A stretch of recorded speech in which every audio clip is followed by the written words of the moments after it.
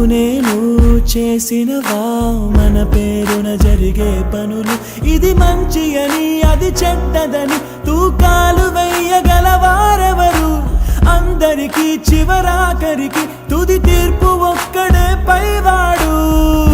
అవుతున్న మేలు కీడు అనుభవాలేగా రెండు,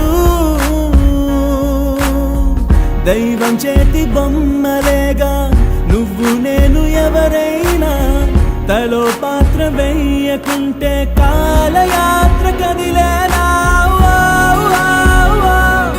నది సంద్రమందు